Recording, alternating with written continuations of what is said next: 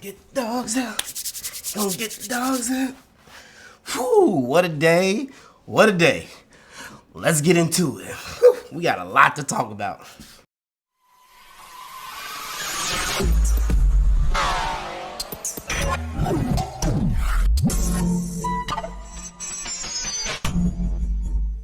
Yo, what's up, everybody? Welcome back to the channel. It is your boy, your favorite photographer, the fool with the most, man. It is your boy, Brendan Cole, aka the Kevin Hart of Photography. And man, do we have a lot to talk about, all right?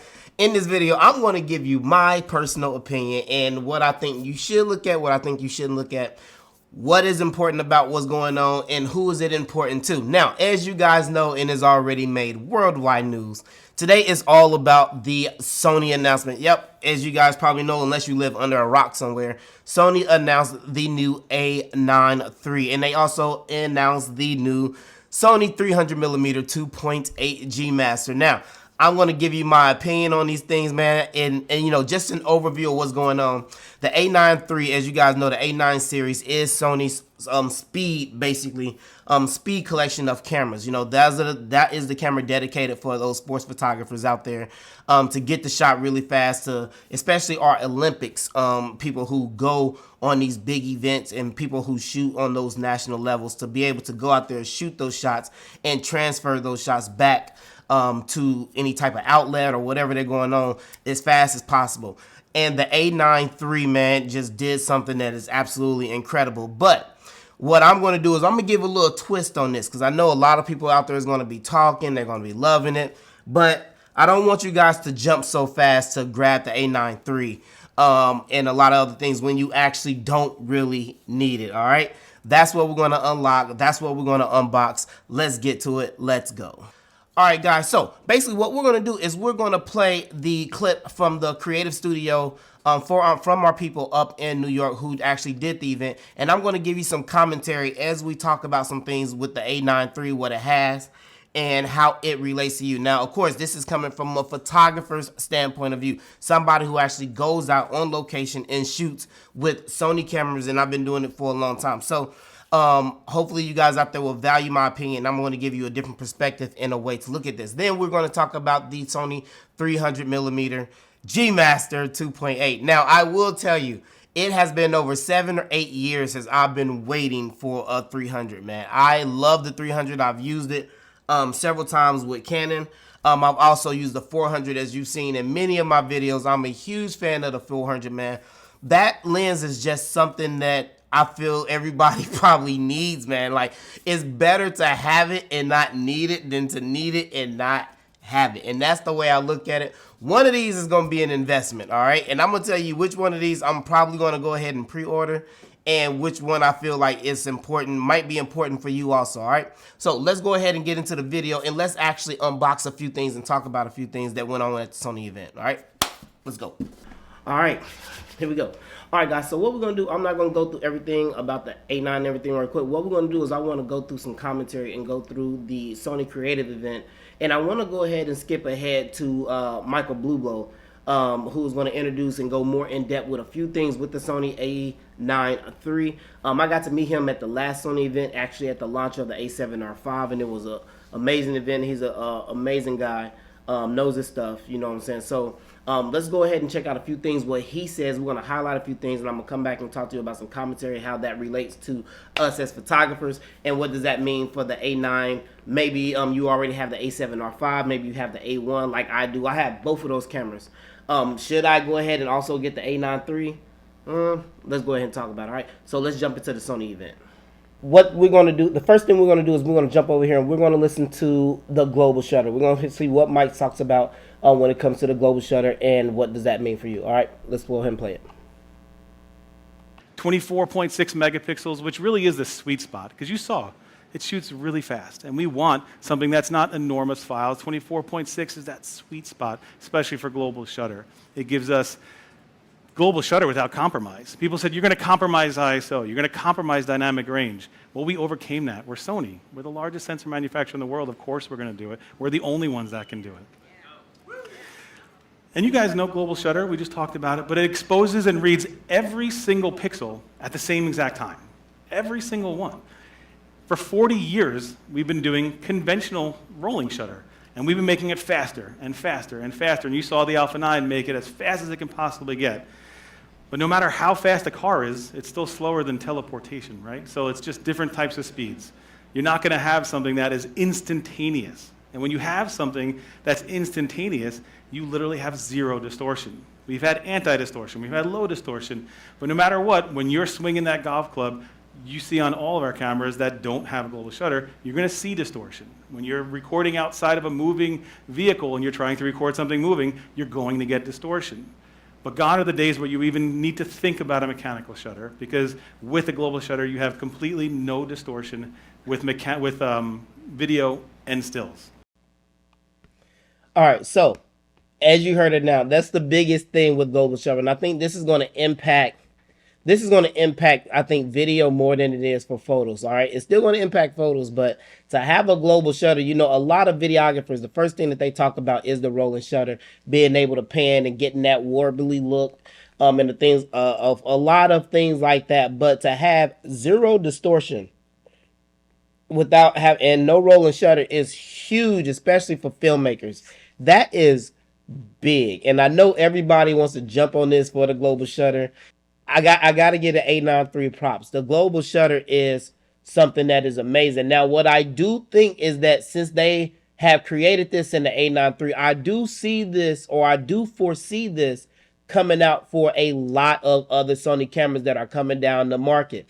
You know, there was talks about the A7S IV and how the A7S IV would have a higher megapixel sensor this time. I do believe in my heart of hearts that they might use this same sensor for the Sony A7S IV. It will make perfect sense. It'll be a video camera without any type of distortion, no global, no rolling shutter. It'll be a higher megapixel at 24 megapixels, and with all the other specs. So I do see them using this same exact sensor in something like the A7S IV. So you guys stay tuned to that. So that's my thing on global shutter. That is a big deal, big check mark to the A9iii for that. Not really a too big of an impact on the photography community. I don't really see that. Especially with me having like the Sony A1, the Sony A7R5, the biggest cameras in Sony right now. I don't see the global shutter really having as much as an impact. So do I need it for global shutter? No. So far, I don't need the A9iii. All right, let's go. All right, so next we're going to talk about the frames a second. Absolutely insane, all right? But the 9 Mark III can shoot really, really fast, like you saw. The global shutter gives us the ability to shoot at 120 frames per second. And I know everyone's thinking, well, lots of cameras can shoot really fast, so what's the trade-off? What's going to happen here? Like, what are you going to do? Well, we can do it without trade-offs. We can do it with full autofocus, full subject recognition. We're going to be able to shoot for 1.6 seconds, which is 192 frames. We can shoot in 14-bit RAW. So if you're shooting RAW plus JPEG at 120 frames per second, that's 6 gigabytes of information per second. So talking about the power to be able to process all that, we need that DRAM, we need the stacked, we need the global to be able to give us everything that this camera can do. And of course, when you look through the viewfinder, you need to have blackout free. We're pushing the limits. It's here to stay. Blackout free gives us the ability to look through the viewfinder and have an uninterrupted view of your subject. All right, so let's talk about that for a second. 120 frames a second is just absolutely binoculars, insane. Like, that's absolutely bonkers, man. My Sony A1 shoots 30 frames a second, and I thought that was crazy. Coming from cameras like the Sony A7 III, the A7 IV, the A7R III, the A7R4, and all the Sony cameras that I ever had that shoots around 10 frames a second, 11 frames a second, something like that. Even one that has like 20 frames a second. I thought 30 frames a second was crazy. And that's one of the reasons why I wanted to get the A1, because I wanted to be able to have something when I go to weddings, when I go to sports event, when I go shoot for like NASCAR or do a lot of those things. I wanted to ensure that I had a camera that was fast enough to keep up with the action, which is one of another reasons why I got the A1, to have that in my pocket. And that's at 30 frames a second. 120 frames a second is just ridiculous. And you can still get real-time autofocus even shooting 14-bit RAW, man, and all of that stuff without compromising anything due to the fact that it has a global shutter and it can keep up with the action. The blackout free, you don't really know how good blackout free is until you actually have a camera that is blackout free. All right. Being able to actually shoot through that viewfinder without anything being interrupted, without it going back to the menu, without it stopping the frames, without the previous picture coming up, being able to do all that stuff and just continue to shoot. Once you get your settings and stuff down, is huge, especially for sports photographers out there. They absolutely love a blackout free screen because the action is uninterrupted and they can keep shooting and keep shooting. So that is huge. Now, do I need 120 frames a second in my profession? That is a big hell no. I do not need 30 frames a second is enough for me. So again, sports photographers I know and wildlife photographers, they are going to be all over this. I mean, I think they're going to be the ones that pre-order this thing as soon as it is available at 9 a.m. Eastern Standard Time. So for them guys out there, I know it's going to be something crazy. I know you guys can't wait. Photographers out there like me who do portraits and a lot of other different things, we do not need 120 frames a second. So Red X, I don't need it for 120 frames a second. Let's keep going. All right, so next we're going to come to another tweak that the new Sony A9 III has. Let's take a look. This is pre-capture. Let's see what Mike says about pre-capture. This camera is pre-capture because no matter how good you are, there's a moment that you're going to miss.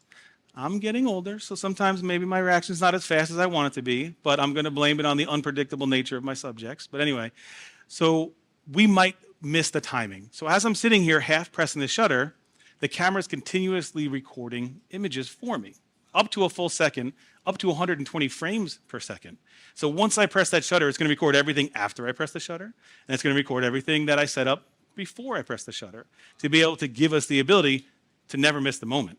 I mean, if 120 frames per second isn't enough to miss the moment, now you can be sure you're not going to miss the moment because you have pre-capture. So for that bird, for that wildlife photographer that's sitting there waiting for the bird, and waiting for the bird, and waiting for the bird, like now, and you might miss the moment, now you can be rest assured that you don't miss the moment. And I know 120 frames per second is a lot. I know a lot of people are like, I don't need 120 frames per second. But you can use it in a different way now. Normally, if you have a feature like that, you'd have to set the camera up to always shoot like that. And setting your camera up to always shoot at 120 frames per second is pretty limiting. It's a lot of images. So we created something called Speed Boost.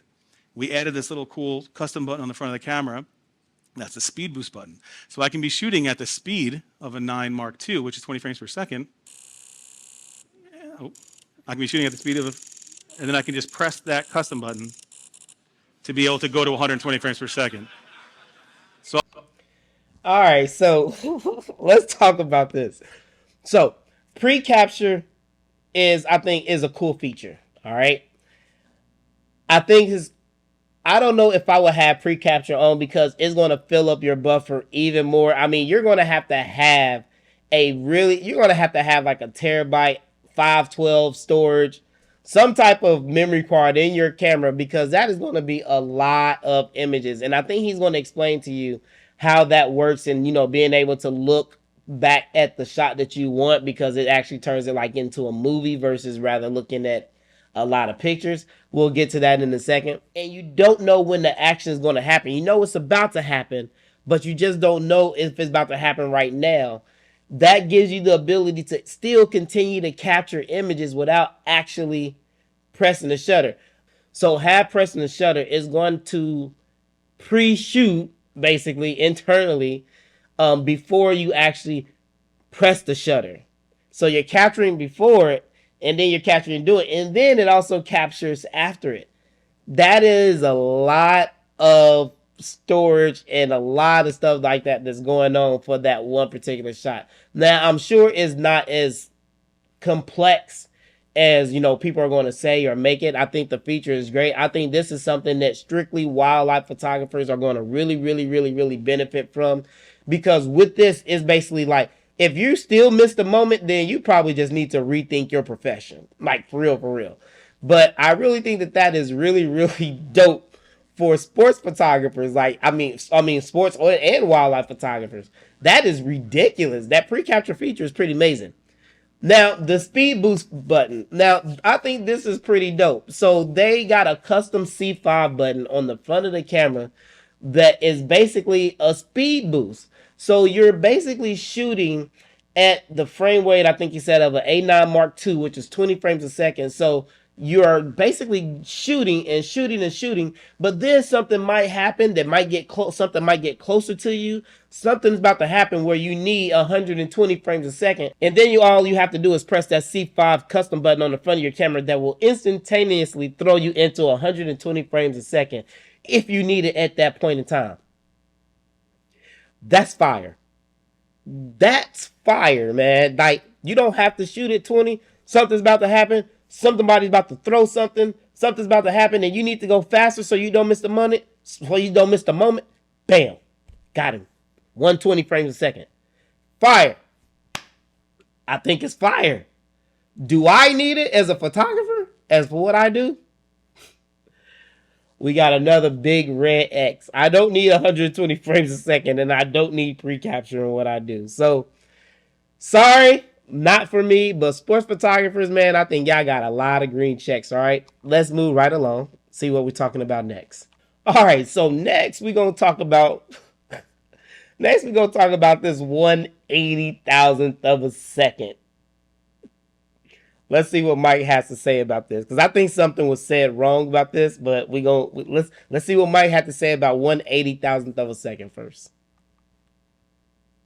Now I know what the video said. It said 8,000th of a second. It's 80,000th of a second. We need a comma in there. So we can shoot at a faster shutter speed than any camera out there, ultra fast. So because we're reading every pixel instantaneously, why not just do it as fast as possible? So we can capture things crystal clear. We can capture the fastest action and freeze it, and freeze that moment in time. Capture that one image. But I heard your reaction. Flash sync at any and all shutter speeds. When I say any and all, yeah. Like that is everything we're talking about is just game changing. When I say any and all, that also means 80,000th of a second. Flash shutter speed. Flash sync. What? It's crazy. Making me, whatever. Anyway. It also enables us to do away with certain features that we're always trying to work around conventional rolling shutter sensors.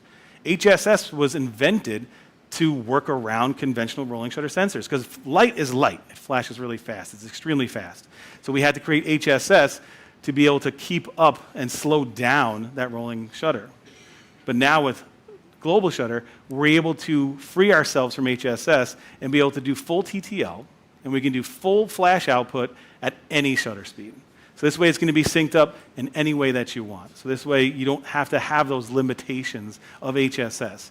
And it'll work with third-party flashes at 80,000th of a second as well. And you're going to see, shooting here with some other strobes, you're going to be able to do that. Hold on, wait. All right. You're talking to a flash photographer, so hold on 1 second. Let's talk about this. I couldn't wait to get to this part. Most flash photographers out there don't shoot like me. All right, I shoot when the sun is bright as hell. I don't care. I have not really saw people even on YouTube that shoots when the sun is at its highest, when it's bright as hell outside. I ain't saw none of. Mostly, I even do that. All right, mostly I wait to golden hour and anything like that to shoot anyway, because y'all don't want to battle the sun. I don't care. I love shooting when the sun is at its highest. First of all, let's ask the first question, because since they didn't invite me to the Sony event, I would have told them. First of all, who in the hell is going to shoot at 1/8000th of a second? I mean 1/80,000th of a second. You don't shoot. The only time you need to, okay. Oh my God, there's so much to say about this. Okay, so first of all, we use ND filters to help keep us underexposed, right? All right. In what scenario? First of all, if you don't shoot in the bright sun, why do you need to shoot at 1/80,000th of a second? The only time you're going to need to dial down your shutter that dark and get your image that dark is if you're shooting in the highest sun of the sun, that's a bright sun, and you don't have an ND filter, the ability to underexpose your image when it's super bright out there without an ND filter going all the way up to 1/80,000th of a second is a game changer for flash photographers who shoot in the bright sun. That's the only reason why you would need it. If it's dark outside, if it's nighttime outside, 8 o'clock, 9 o'clock at night, do you really need to be 1/80,000th of a second? The most you're going to underexpose your image is probably going to take you to about 600, 700th of a second, because it's still is going to be dark enough. Your scene is going to be dark enough in order for you to underexpose your image and get the shot that you want to. Why in the hell would you need 1/80,000th of a second? Now, this may open up a channel for a lot of photographers out there to start shooting at the bright sun, stop being scared, and stop being afraid of the challenge of the sun when the sun is at its highest. Who is shooting at 1/80,000th of a second? Now, my second thing is, when you go over your camera's flash sync speed, you go into high speed sync. But instead of your camera's maximum flash sync speed being 1/250th of a second, or like on my A1, my camera's maximum flash sync speed to use flash is 1/400th of a second. Once you go out of that, you go into high speed sync. Your camera's maximum flash sync speed is 1/80,000th of a second, which will make sense because that means you never go into high speed sync, which means you always get the full power and the full everything out of your camera. Out of your flash. So you know how once you go over your camera's flash sync speed and you start to get that decrease in power on your flash, that's because you throw your camera into high speed sync in order to use flash at all those other shutter speeds. All right, that's the reason why we go into high speed sync, to use our flash at all the other flash sync speeds in case we need to bring down that ambient and we want to use flash at those faster shutter speeds. But once you go over your flash sync speed, you're at high speed sync. You don't have high speed sync anymore because your cameras, the A9 III, the maximum flash sync speed is 1/80,000th of a second. So they pretty much done away with your camera going into high speed sync, which would be an absolute game changer, because your camera is always going to be at the full power because it never gets thrown into high speed sync. That would be phenomenal for flash photographers. And I wanted to make sure I clarify that because a lot of people didn't understand like who's shooting at 1/8000 and why 80,000 and why that's important. And again, it's important because your camera doesn't have a maximum flash sync speed. However, the maximum flash sync speed on the new A9 III is 1/80,000th of a second, not 1/250th or 1/400th of a second. So if that's what they're saying, that's crazy for flash photographers. Now that we got that out the way, that is a feature that I could definitely use. If they upgraded or if they updated that with all the other cameras, that would be great. Now, I've done that on my A1. Now, my A1 goes up to a maximum of 1/32,000th of a second. There's been times where I took my A1 on location when the sun was really bright and I didn't have an ND filter. So guess what? I just go right past 1/8,000 all the way up to 1/32,000th of a second. However, once I did that, once I go over on the A1, once you go over 400th of a second, you go into high speed sync. So I'm losing power on my flash when I'm up at 1/32,000 because the maximum flash sync speed is 1/400th. It doesn't have, so basically on the new A9 III, they basically took that governor off. So there is no governor to govern the flash sync speed, which is pretty phenomenal. From a flash photographer standpoint of view, that is game changing right there because you always get the maximum power out of your flash. That's game changing. That's dope. That's fire. Again, I will have to get it on location, and really play with it and put it in, bright sun and use flash. So, is that something that I can use? That gets a check. That gets a green check mark. That is a hell yes. I love that. All right, let's keep going. All right, so next we're going to talk about going through here. So again, the A9iii still also has the dedicated. Oh God, that's bright. That's loud. The A9iii still has the dedicated AI processing unit, so you can still get birds, animals, cats, dogs, all of that stuff, which is pretty cool. I'm glad they included that in the A9iii, which is probably going to become a normal or a standard for Sony and all Sony cameras now with the dedicated AI processor. Might also hit on it having the 759 phase detection points, which is pretty cool, which covers about 95% of the frame. Now they also included some things in the focusing. Now I use this a lot, especially if I'm looking at a particular point and I just need to switch my focus really fast to that particular point to get something in focus without the camera hunting and getting a lot of other things in focus. I will go to flexible spot in a heartbeat. That's just knowing your camera. That's just knowing what to use, when to use it. But they did add 2 new focusing spots to this. Let's check that out. Now we added extra small and extra large. So this way you're able to have a focusing point that's about the size of an eye autofocus thing. So that way you can get really creative shots and make sure you're going to get the perfect autofocus every time. Yo, as of right now, I am loving what is going on. So let's take a look at something else that the new A9iii has going on. Let's talk a little bit of video right quick. Let's see what they got to say about some video. Let's go. We talked about stills so much. But let's talk about video. Global shutter for video is like where it's at. That's what we want, right? So you're going to be able to get completely no distortion in video as well as stills. We talked about it before, but seeing it for some reason makes it different, right? So you can be in that moving truck and you can be panning back and forth. Your lines are laser straight. You're going to be able to do things that cameras just have been dreaming about doing forever.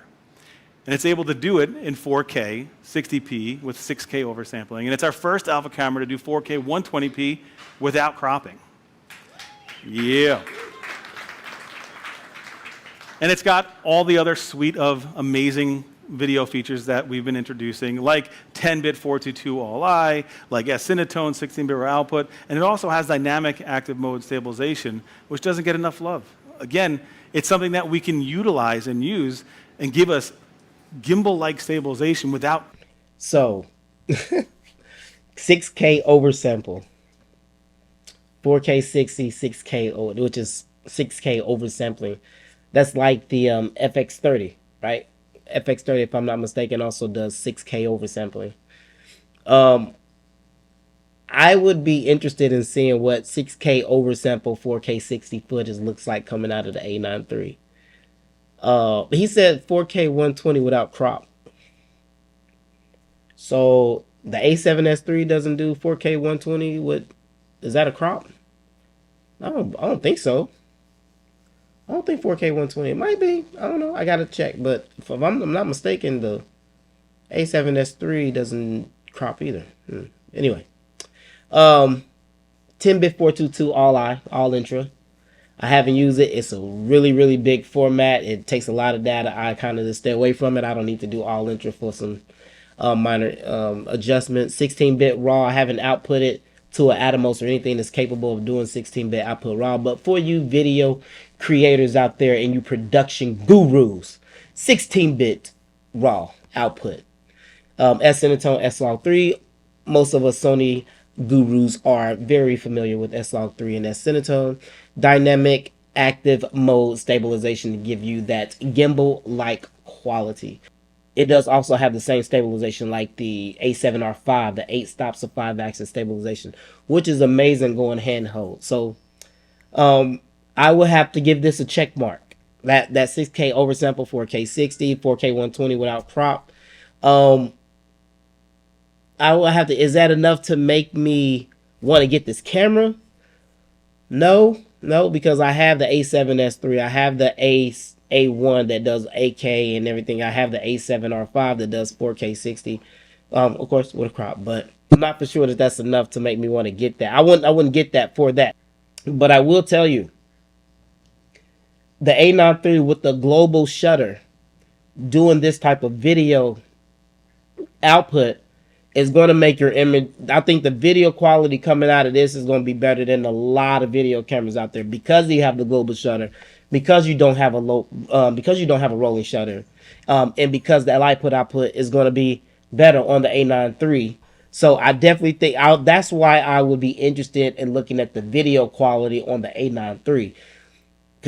Taking the 6K oversample and the 4K 120, combining it with the global shutter to see how that footage looks versus other footage. That's going to be interesting. All right. Whew. Nice times for Sony people. Nice time for us Sony people. All right. Now, another big thing with this camera, it also has the amazing 4-axis multi LCD screen like on my A7R5 that I have come to absolutely love because you can shoot that thing up, down, side to side, left, right. That is pretty much everything with the A9 III. So if you look at it if you stand back and actually look at it from a bird's eye view, it was great when they announced it, and I think a lot of people was like, ooh, ah. But when you got the A1 and you got the A7R5, there's really not a place for the A9 III. All right, it's just not a place for me. If I was a sports photographer, event photographer, even a wedding photographer, and that's all that I did, there would definitely be a place for the A9 III.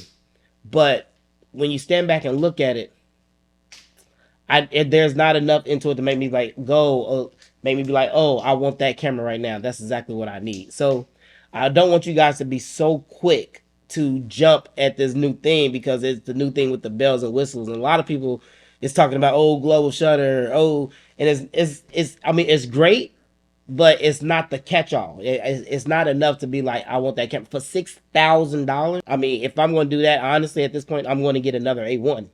Honestly, just to be great because A1's video and everything else they can do, it's still I think head and heels over the A9 III. I love the improvements. I love the 4K 120. I love the video. I love the shooting 120 FPS. I love the 1/80,000th of a second that you can do on it. It's not enough to say I'm going to get the A9 III and now I'm about to put down my A1 and my A7R5 because I wouldn't use this camera when it came to portraits over my actual portrait cameras. I think that there is a space in people's bag for this, but as a portrait photographer, when the A1 already shoots a great 30 FPS. This is for people who are really like in the Olympics, in sports and everything, who need, because the highlights of this camera is 120 FPS and 1/80,000th of a second, even though most of y'all out there are not even going to use that because you don't shoot in bright sun anyway, so it don't matter. Granted. So that's great. Let's move on to the lens, the 300mm 2.8 G Master that I was going back and forth with all day. I actually called B&H and I was there when they first opened to make the first order and purchase. Did I make that purchase this morning for $6,000? Let's go check it out. Unbelievable resolution, unbelievable bokeh, and of course, in true G Master fashion, the amount of sharpness in the middle is the same as when you get to the edges. So there's not a lot we need to talk about the Sony 300mm 2.8. All right, it's a lens that we haven't had an EF mount at all. All right, it's everybody. I think a lot of people, especially if you're in sports, especially even some of you enthusiasts, are just gonna have it just to say you got it. All right, let's just be clear. We haven't had anything like this in a long time, and I think it's like the new bells and whistle where you have the 400mm 2.8 and nobody wants to pay $12,000 for a 400mm 2.8. So having the 300mm 2.8, the compression and everything that it brings to the table is absolutely bonkers. The only other 300mm that we had was the A mount, which mounted to like the Sony A9iii and all the other old Sony DSLRs. Now we have a lightweight 300mm 2.8 dedicated lens that is absolutely nuts. If you can put it in your bag and have it there for when you need it, absolutely great. If you got the $6,000 to spend on it, absolutely great. Did I get it? I called him. I talked to B&H. I said, hey, I want to go ahead and make this purchase. And then he took my Paybu card and he said, do you want to go ahead and proceed? I said, no. And I hung up the goddamn phone. I couldn't go through with it, man. I'm sorry. I couldn't go through with it, man, because I know me. I know the other lenses I got between the 70 to 200, the 51.2, the 35.1.2, the 105.1.4. I know all of the, I have the best of the best already. And I know if I got that 300, the only thing I would do is a little bit of content with it, show you guys what it can actually do for portraits, show you how we flash photographers use that lens, because ain't nobody showing it right now. I don't know how you get all these people in a Sony event. Ain't nobody really taking it out and actually doing what we do with it. But that's why Sony, that's why next time you probably want to invite me so I can actually show them what you do with this bad boy. But anyway, um, I I do think it is a place. I think it does have a place in my bag, but I'm just not ready to shell out $6,000 for that one lens. I know I'm going to use it. I'm going to be great. I'm going to happy. It's going to be on my shelf. I'll probably bring it out. It's like having the 135, the lens that I absolutely don't even like, and bringing it out, taking a few shots with it, and putting it up. It's going to be the same thing with the 300. I'm going to take it out, a few shots with it, put up. But it's just a lens that I would like to have in my bag as a portrait photographer, because I know what I can use it for. You know, I get calls from, NASCAR, and I get calls from events, and I get calls from weddings and stuff like that. Just to have that lens when I need it. See, I'm about to talk myself back into getting it, man. See, I know me. Let me listen. It's a lightweight lens. It's a lens that everybody knows about. It's 300 millimeter. It's fixed at 2.8. We all know what it is, and it's an amazing lens. It's sharp as all get out. The compression on it, the bokeh is going to be ridiculous. Should you get it? If you're a portrait photographer like me and you flash whatever and you got a place for it in your bag and you want to be future proof, just in case you get those calls, go ahead and get it. Pre-order it, put it in your bag. You ain't gonna get it until February anyway, so it really don't matter. So, get it and put it in your bag. I just can't justify it right now. I don't want to put that on my credit, and I want to put that on my credit card and have to start paying that off. My thing right now, the only thing that I'm looking to get right now is the Sony A7S4. Like I told you before, I really think they're going to take that same lens, that same sensor that's already built, that's already global shutter, that they already know works. I really feel that they're going to take uh, that same sensor and put it in the A7S4. So when you're looking at possibly pre-ordering these things, just think about what is going to add to your value. Don't just get it because you just want to say that you got something, all right, and you just never use it. You don't even have the mindset and the mentality to actually, or the knowledge to actually use something like this. All right, man, just get it if you need it, whatever. And again, I don't need the A9iii, man. I think it's great I think it's amazing for sports photographers and people that are in that niche that constantly do that. If you're making money doing it and you want it, absolutely, man, and see the return on your investment, man. But if you're just out here just taking pictures every day, you don't need an A9iii. No, you don't. All right. Especially if you already have something like the A7R5 or the A1. I just don't see the value in adding it to my repertoire. I don't see the value in adding it to my Louis luggage. Okay. As far as the 300 millimeter, I would love to get it. It might be something that I get later on, to have it, because I do get those other calls, but it is what it is. So make sure you make the right decision. Make sure you make the right investment call for you. It is your boy Brandon, aka the Kevin Hart Photography, and we will see you in the next video. Thank you for listening to my opinion on the brand new A9iii and the 300 millimeter 2.8 G Master. We out of here. I holla. Hey.